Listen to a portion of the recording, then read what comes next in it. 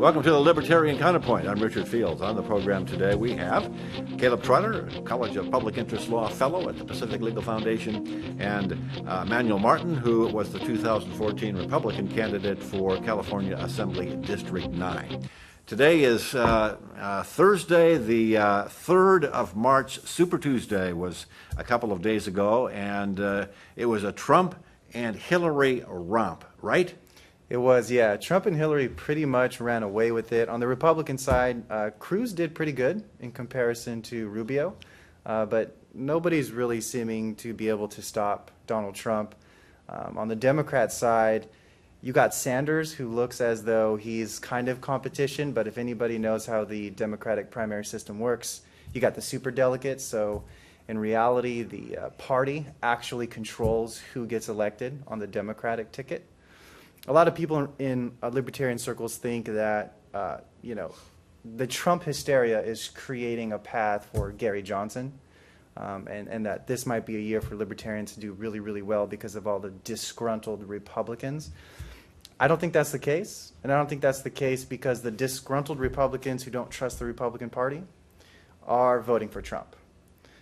Or they're voting for Ted Cruz, and the people who in the primary, sure, but in the general election, they're not going to vote for. They're going to vote for either Trump or Hillary or a third party. Here's candidate. what I'm saying: the disgruntled Republicans that got Trump that primary win are going to be the ones that many libertarians think are going to ditch Trump and then go to Gary Johnson. I don't think that's the case. Well, no, the Trump voters are not going to ditch Trump. No, they're not going to ditch Trump. However, Trump has probably.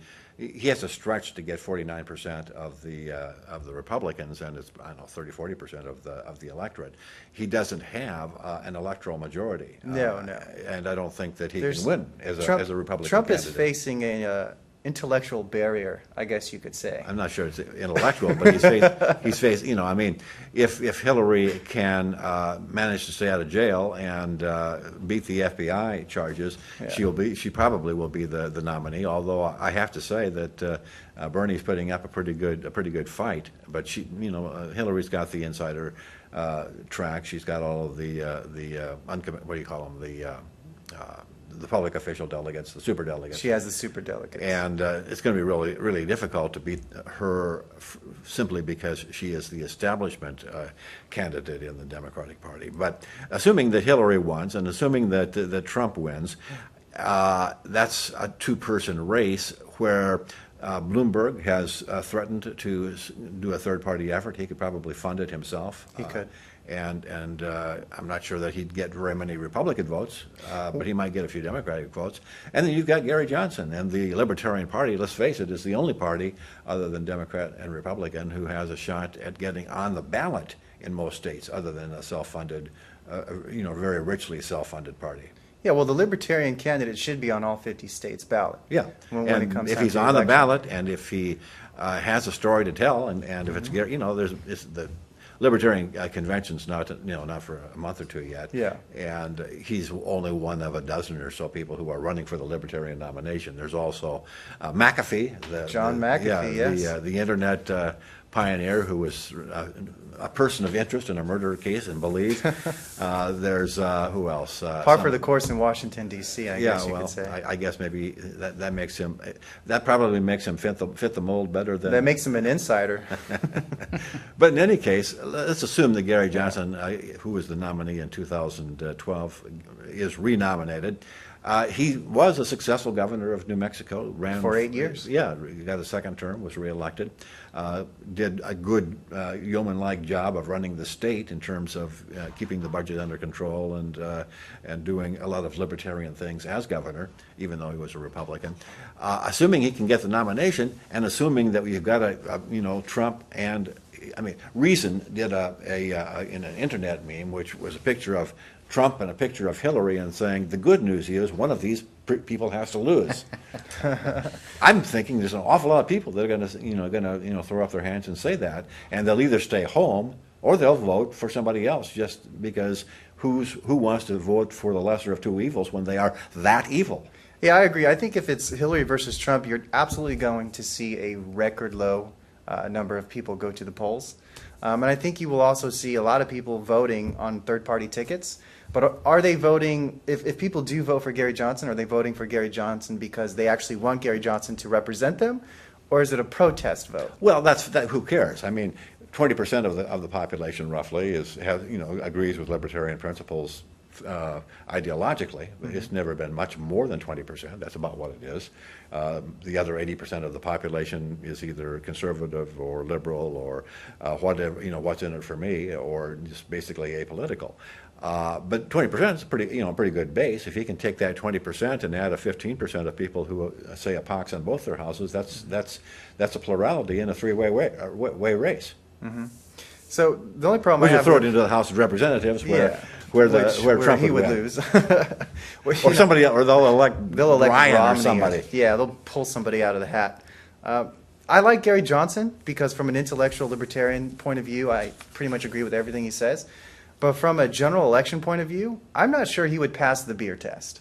Do you want to have a beer with Gary Johnson, or do you want to have a beer? You have. I have. So was he a good guy to have a beer with? Did he pass the test? the guy smokes weed. He can't be all bad. My favorite Gary Johnson fact is that he's climbed the tallest mountain on all 7 continents. Okay. The man is an amazing athlete. He does these things with his family. He's committed to high endurance athletes. He's a very interesting guy. So he's a wonderful guy to have a beer with. From personal experience. Absolutely. I just watched. Where did you have a beer with Gary Johnson? In 2012, when he was on his campaign in Louisiana, Okay. where I went to law school, I went to the event. It was a small affair, and everyone had a couple minutes to stand around and chat. All right. That all sounds right. fun. Okay, well, so weigh in. Is there a chance for a third-party upset in 2016? Upset? No. I think it's a chance to finally hit that 3% threshold. Okay. Well, that's something, I guess. It would be something, yes. 1% with Ed Clark back in 1980, and we haven't hit anything better since. The other question to me, which is really interesting, is the fact that the FBI looks like they're fairly serious about investigating the wiretap allegations against Hillary Clinton. In fact, they've given Brian Pagliano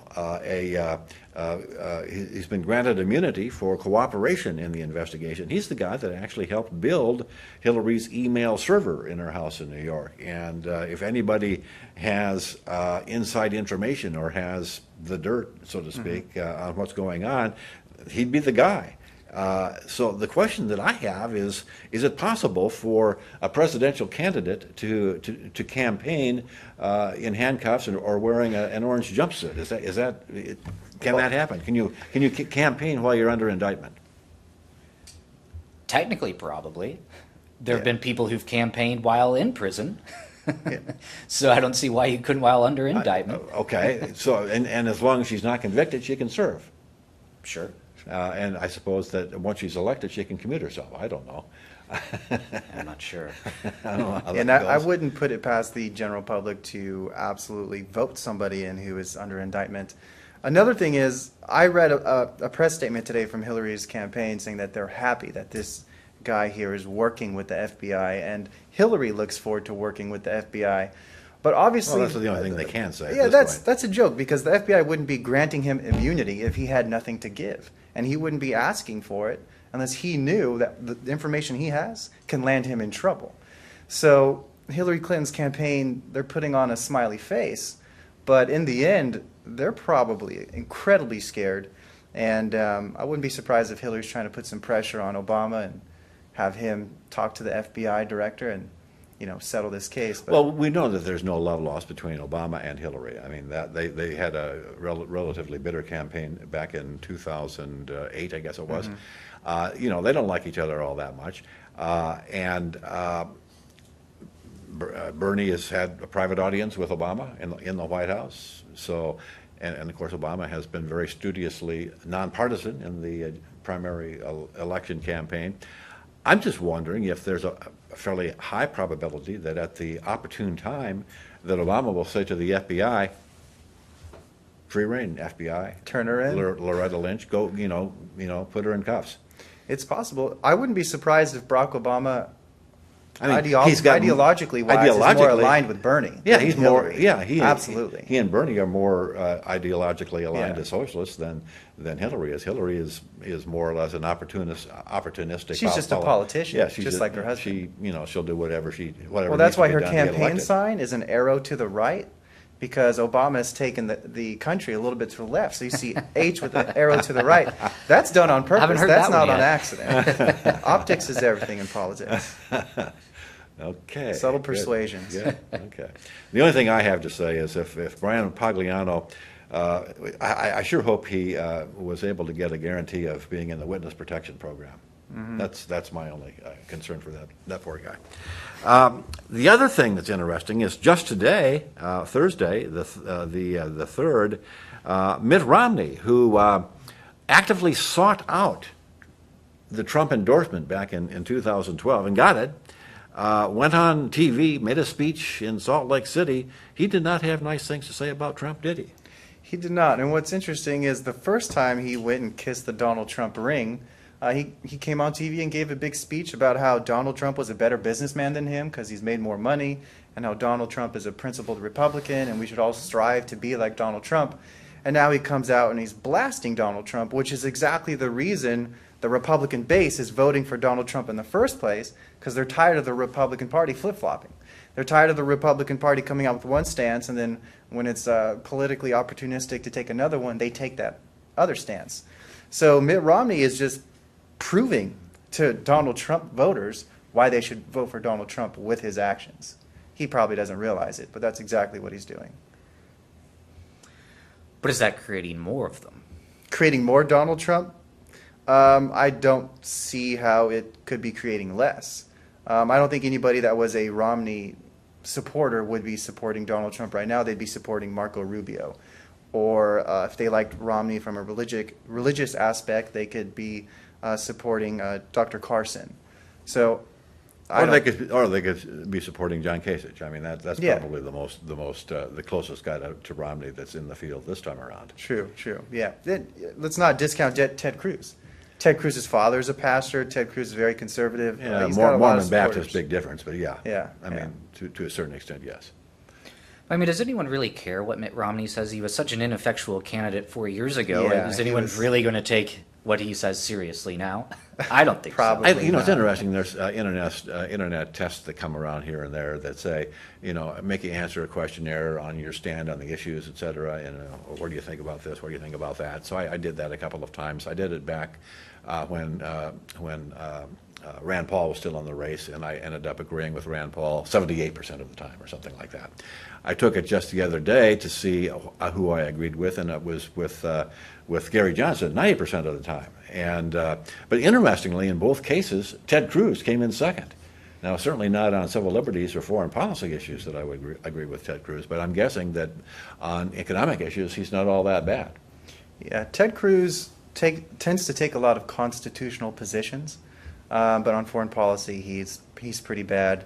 But Ted Cruz would be a far better president than Donald Trump or Hillary Clinton or Bernie Sanders. And he's hated just as much, if the not GOP. more, than Trump by the establishment GOP. I mean, Bob Dole came out of his rest home to put him down and say what a terrible idea it would be to nominate. The Trump would be better than Really? Ted Cruz. Yeah, Okay. absolutely.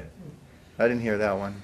Yeah, Ted Cruz has spent some time in the Senate. He might have some secrets. Well, he's spent some time in the Senate, Yeah. not paying any attention to Senate protocol. He said, he's gone, he's not obeyed the unwritten law that you sit in the back and shut up until you've been there for a few years. He's had a big mouth and has used it. So anyway, it's interesting to watch. It's all part of the circus. Another part of the circus is the continuing, and I'm sure long to be continuing, battle between Apple Computer and the FBI. Apple makes the iPhone. The iPhone is the phone that was issued by the employer of the terrorist who went on a shooting rampage in San Bernardino a few months ago. And the FBI is saying to Apple, build a hacking mechanism so that we can unencrypt the phone, this phone that this terrorist had. Is that something that there's any constitutional way of fighting? Will Tim Cook be able to survive? And what is it about Ashton Carter, the Secretary of Defense, that's saying, "Hey, FBI, you're wrong. I think there should be encryption."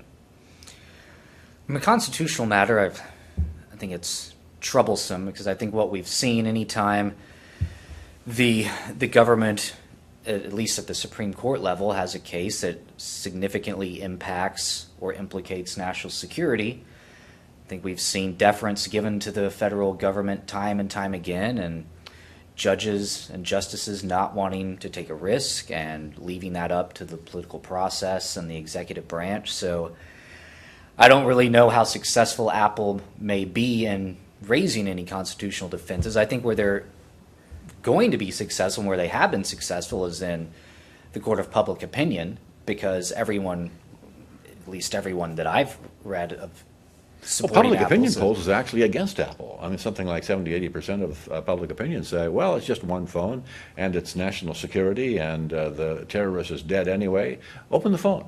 That's well, what it's public opinion is false saying. because it's not just one phone. Of course not. They're That's what asking for the whole thing. But that's the public relations game they're playing. Sure. Yeah, and it's all, you can design the poll to get the structured answer that you want.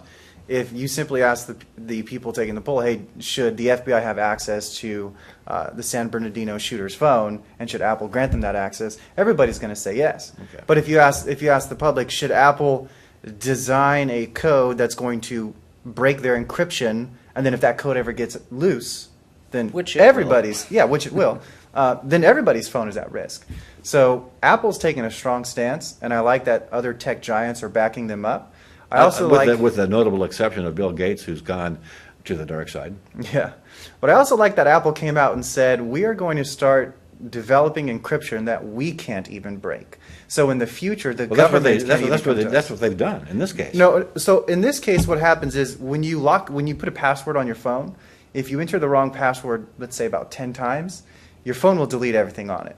So the FBI has that iPhone, and they can't start trying to crack that password, because if they enter the wrong password too many times, the phone will delete all of its content. So the FBI is telling Apple, hey, Apple, how about you just crack this, right? Let us get into this phone. But then, Well, they would have to write new software in order to do that, because the software that Apple wrote for the iPhone, that particular model, is designed so that Apple cannot get in, and nobody can get in other than the user. and if they write that software, They and wrote, if it they does wrote the get out- software to prevent themselves from getting in, Yeah. so that they could effectively say to the court, which they are saying to the court, sorry, we don't know how to get in. Yeah, and I've been an And so Android what the user. court is doing is they're saying, we don't care, figure it out. Am I right? You're right, and it is troublesome because this is not supposed to And be what's a this- country where What's this companies are 200-year-old forced to do law that things. they're using to base the argument on? The All Writs Act, Yeah. which I'm not familiar with, but it certainly wasn't Oh, that was before you went to written. law school? It was a few years. It certainly wasn't written with this kind of situation in mind. Okay, okay. I was hoping I'd get somebody could explain to me what the heck the All Writs Act is, because I have no idea. Yeah, I'm not informed of that, but I think in the end, Apple's going to be rewarded financially for them taking this strong stance. Well, I mean, the international political issue and business issue for Apple is that United States is just one market for Apple. They have a market in China, they've got a market in Europe, they've got a market all over the world, and other countries don't want to have a phone that they own that can be compromised at the will of the United States government. And if that is in fact done, their market share is going to dwindle very rapidly in countries other than the United States, not to mention the United States. And that's what the federal government needs to understand is there will always be a tremendous market for privacy and for secrecy, and if you kill one product, there will always be others, and they'll just push it further and further out. And hopefully someone understands that. Changing the subject, we don't know how the Apple thing's going to turn out, but we'll change the subject because there's another issue that we don't know how it's going to turn out, and that's the issue of negative interest rates and killing cash. Whoever thought of negative interest rates? I mean, that was a political and economic impossibility up until just a few years ago when Europe went ahead and started going with negative interest rates. Japan is doing the same thing. They have successfully sold a 10-year negative interest rate bond. They've sold a bond that's, where you pay $10,000 for the bond, and 10 years from now you get $9,900 or something like that back. Negative interest rate. You're paying the government of Japan, which is bankrupt, to store your money for you for 10 years and at no charge, or you pay them. Negative interest rate. Well, of course, if negative interest rates actually become a thing, become generalized, and actually go as far as the consumer market, people are going to say, why should I pay the bank to hold my cash when I can store my cash with a little midnight gardening or put it under my mattress? Right, yeah, get a guard dog. Or a safe. So the basic premise behind negative interest rates is you got to look at it from the Federal Reserve Bank and then the member banks. So the idea is when you got, a member bank like JP Morgan, Wells Fargo, these big banks that keep trillions of, or I don't know about trillions, but hundreds of billions of dollars in the Federal Reserve. The Federal Reserve and the Bank of Japan and other central banks, they say, if we charge these member banks to keep money in our bank, then instead of taking that loss, they're going to loan that. They're going to loan that money out to businessmen who are then going to go out and create jobs. The basic idea is get more money into the economy, as though money equals wealth. That's the old Keynesian idea. That's the old Keynesian idea, which is absolutely false because, if you and I walk into a grocery store and there's one apple left and we each have $1, that apple's not going to go for much more than $1. But if you and I both go into a grocery store and there's one apple left and we each have $1 billion, that apple's going to go for $1 billion if we really fancy an apple. So the idea that money equates economic prosperity is a Keynesian idea, and it's absolutely false. You can have all the money in the world, but if your money can't buy you goods and services, then you are poor. If the federal government or the Federal Reserve tomorrow wrote everybody $1 billion check, then everything is going to be more expensive.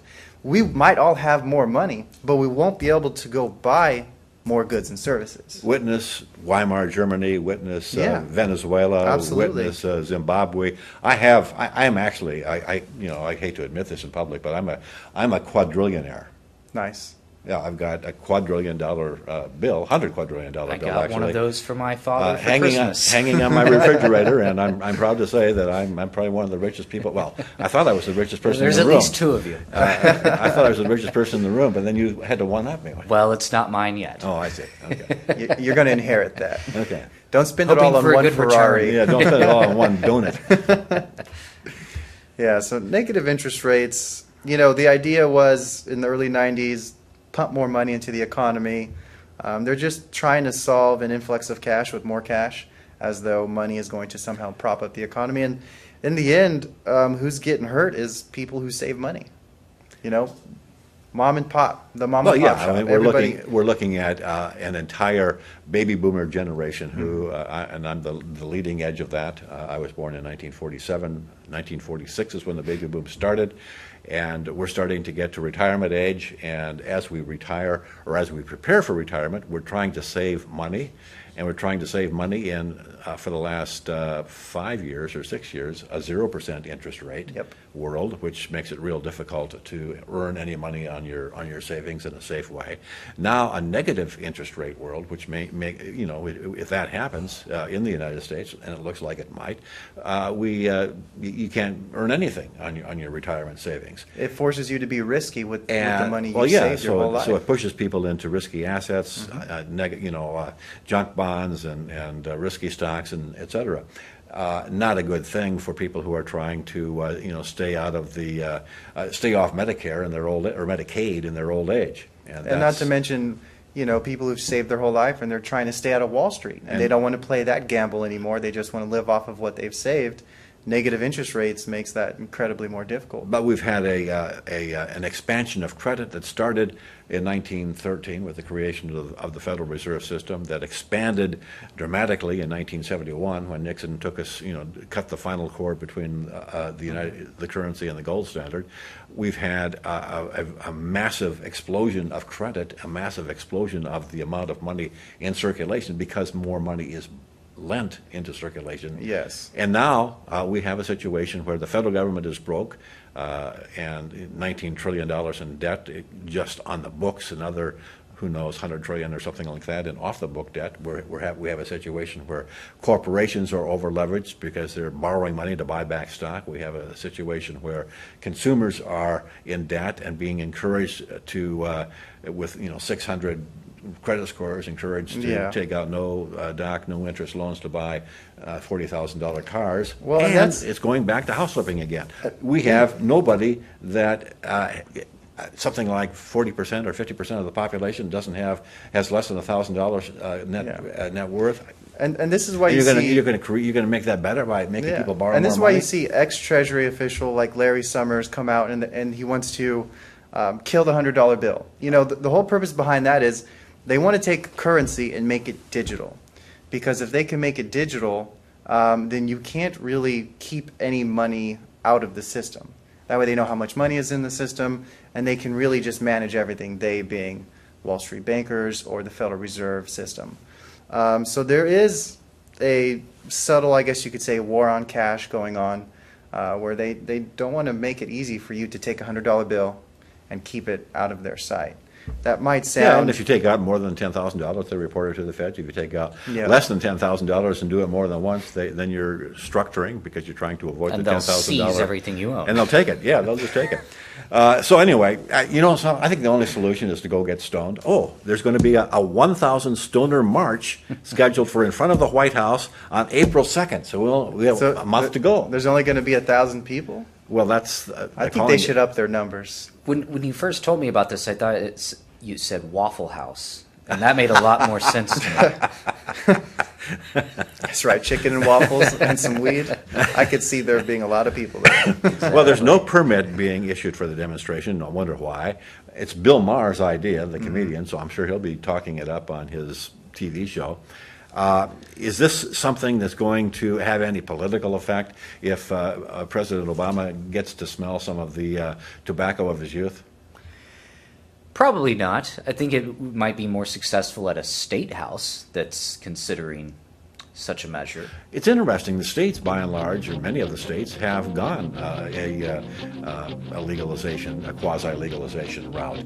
The only thing that's staying, that's causing a problem is the fact that the Fed still have it as a Schedule I narcotic. We'll figure it out next time. That's the show for this week. See you again next week on Libertarian Counterpoint. Thank you very much. Have a good night. And I think what could make the Stoner March really have some public presence is if somebody gets arrested. Well, so I think Bill Maher himself needs to get arrested. I don't think he's got. I don't think he's got the he might not even be there. stones to do it. Maybe not. That's the show. We'll see you again next week. Thank you.